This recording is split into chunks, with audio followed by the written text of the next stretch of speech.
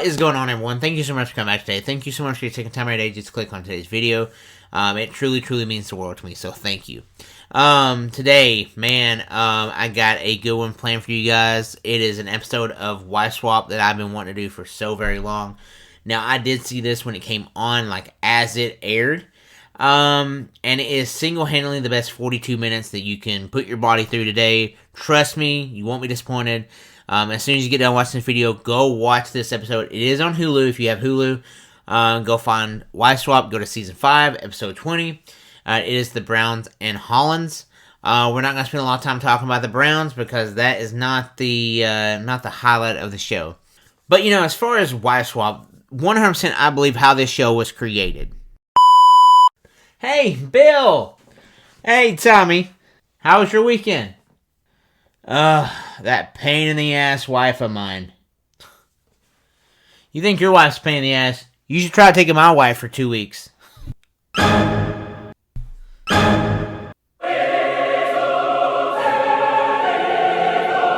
ABC's Wife Swap. But that's 100% how I believe that whole idea came about. Basically, the premise of the show is you have two families, basically on complete opposite sides of the spectrum, as far as beliefs and habits and everything like that, where they will take the wives from each family, they will switch them into the other homes. For the first week, the wives have to follow the rules of the house. For week 2, the wives get an opportunity to change the rules in the house, and the family must live by the new rules of the house. Of course, week 1 is a lot of complaining. Week 2 is where all the drama happens. And same thing goes for this episode. Week 2, man, it is drama. But you have wife Ginger, you have husband Cliff, you have daughter Courtney, and you have Curtis, who is addicted to eating chicken nuggets and bacon. He thinks he should have bacon and chicken nuggets for every meal. Yay! I really do like chicken nuggets. They're good. But let me rewind just a second. I gotta say justice for Courtney, his sister, the daughter of the family, because this whole entire 42-minute episode, Courtney does not get one word of dialogue in this whole entire thing. She says nothing, not even I don't hear her make a sound in the whole entire video, which is messed up, because if you can imagine getting on TV, inside your house, and you don't get anything. You don't get any airtime whatsoever. The way I imagine it going down is they were in there and they were filming her and they were sitting down for an interview and they're like, so tell us what you're into as far as school or, you know, what's that? We got to get a camera crew over there right now. And I imagine Curtis is just doing something obscene. And so they immediately leave Courtney just sitting in a dark room by herself. That's how I imagine that going down. But the star of the show, King Curtis, looking like Raleigh Jefferson from Diary of a Wimpy Kid. Like I said, man, he is addicted to chicken, nuggets, and bacon. And his family, led by Cliff, in their spare time, what they like to do is build cars, wreck them, destroy them, and that's what they do for fun. And, you know, 100% I believe that this is the origin story for Ricky Bobby. Just when he's watching his dad wreck these cars, he's getting so pissed. It's so funny. Francis is so good at it. You would never be last, would you? No, if I did, I would be very mad. What I think is a very big missed opportunity here is I don't understand how this kid did not get sponsored by Oscar Mayer or Tyson Chicken or something. This is pure gold. King Curtis, pure gold, 100% would sell chicken nuggets.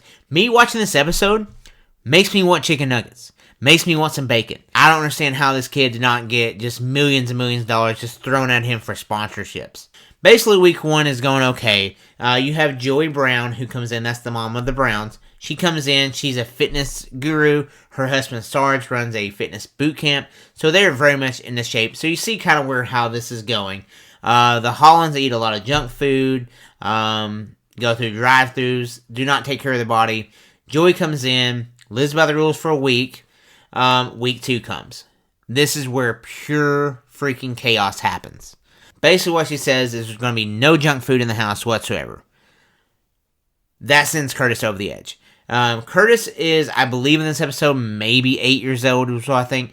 but he's trapped inside a body of a 55-year-old man that is just not putting up with any shit. But, whenever Joey is writing out the rules of the house, it is so funny to see because Curtis writes a little post-it note for Joy. I am about to bring the pain. I wrote a sticky note to Joy. I am not listening to your rules.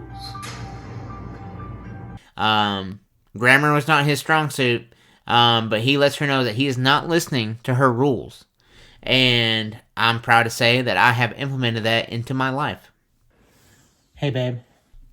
When you do the dishes, can you make sure you spray them out before you put them in the dishwasher, please?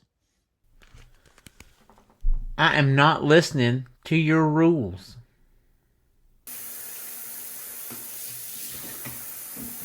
But Curtis is so well-spoken. A lot of people say, in a lot of stuff that Curtis is a spoiled brat. Curtis knows what he wants.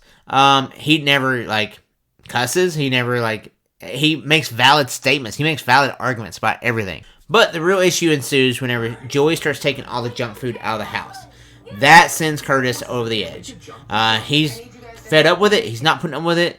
But, you have some of the best one-liners that I've ever heard. And I'm not even making this up. Me and my wife use these lines on a daily basis. No, I want my bacon. I gotta tell you something. Bacon is good for me. She thinks, out of the blue, she's a smart little girl, that she can do whatever she wants.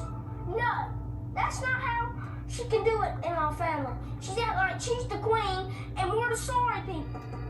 You have, whenever Joey starts throwing away the junk food, you have Curtis, who's had enough of her shit, man. He's not putting up with Joey's stuff. I told you. Curtis is an OG. He's a baller. But he goes in there and packs his bags. He packs 2 shirts. I don't know if he fit anything else in that suitcase, but he packs 2 shirts. His ass is going to his grandma's. She's going to try to stop me, but she can't run in those little high heels. But what I love about this clip is, the narrator says Curtis leaves for a couple hours, goes to his grandma's house, and eats chicken nuggets.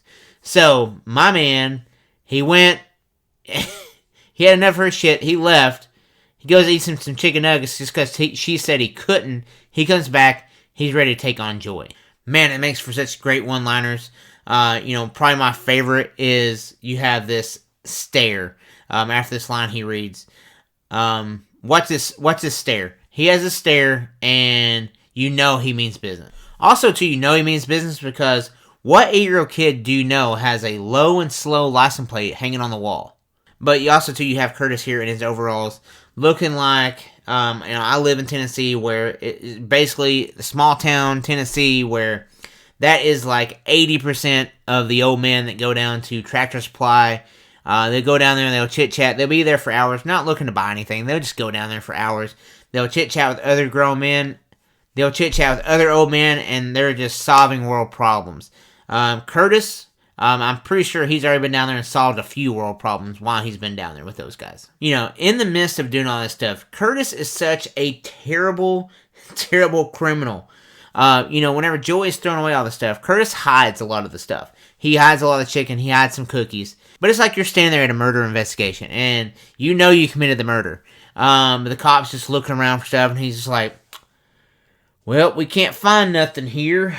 And then Curtis is like, bet you didn't find this, and pulls out a gun, and it's a murder weapon. And they're like, that's basically what he's doing. He's like, bet you didn't find this bag of chicken. And then he's like pissed that she throws it away. But, as the show goes on, the show ends, the wives leave, they reunite with their families. Basically, the premise of the show is, to take something from each family that, you shouldn't be on one extreme or another, to kind of make a happy medium, make sacrifices, make changes to your family, because both sides of the family, not that they're living wrong, but they could have a different perspective of that. And it kind of makes you appreciate your own life. Now, Curtis, I had read a few reports that Curtis they had tried to pick up Curtis as far as a regular show, where camera crew had went in there to kind of film his day-to-day life. I guess, I don't know, nothing funny happened or nothing interesting happened to pick it up as far as a show, which I find it very hard to believe because Curtis was, I mean, this was pure gold. If we could follow Here Comes Honey Boo Boo or, John and Kate plus 8, I feel like we should have had a show about King Curtis. Because I would have watched that show, I would have never wanted it to end. But no, nothing ever picked up Curtis. He did go on, grow up to be a teenager. He did have a YouTube channel. I checked it out, but he hasn't really posted anything in about 10 years. So, he did only post a few videos, but he did have just this random appearance on Pawn Stars. I did used to love Pawn Stars as well. I was watching it and I was like, holy crap, that's King Curtis. As a teenager, it looks weird and he's completely normal now. He's out there like selling radios and crap. But his dad Cliff, him go in there to Pawn Stars, talk with Rick. They don't get a deal, but it's good to see Curtis growing up. I did see a TikTok maybe a couple weeks ago that Curtis is grown up. He's an adult. He's a full-size man. He did grow up to be an adult man. That's kind of sad. I was kind of hoping he would always be trapped as like an 8-year-old kid. But I think they said in the comments now that he is now a welder. So good for him, man. Good for King Curtis. But, as far as this episode goes, please, if you have seen this episode, please drop me a comment down below. Let me know what you thought about this episode. It is by far the best episode I've ever seen. If you've not, I highly encourage you to go watch it. Really, the only thing I've ever found it on is Hulu. It's really the only thing I've ever watched it on. And I promise you, not even joking about this, I probably watch this episode probably once every 3 or 4 months. It's that funny to me. If you ever need a laugh or pick me up, go watch this episode. You'll see an 8-year-old kid just very passionate about chicken nuggets and bacon. And that's what I strive to be. But guys, that's all I have for you guys today. Thank you so much for tuning in. Hopefully you enjoyed this episode. I would like to do more episodes like this. So if you did like this content today, make sure you hit the thumbs up button down below. Let me know if you liked it. If you're not a subscriber, hey, it's absolutely free. Quickly become one. Just click on the subscribe button down below, turn on the little bell notification, and select all. So that way YouTube will notify you anytime that I upload a new video. If you have any ideas for any episodes that you'd like for me to check out or any movies you'd like me to watch and to review on the channel, I'll have an Instagram right here. Go follow me over there. Send me a message on there. Also, my email will be in the description down below, so shoot me a quick email. Always happy to hear from you guys. I'll respond as soon as I possibly can. But that's all I have for you guys today. Mom, I love you, and I'll see you guys in the next one. Thanks, guys.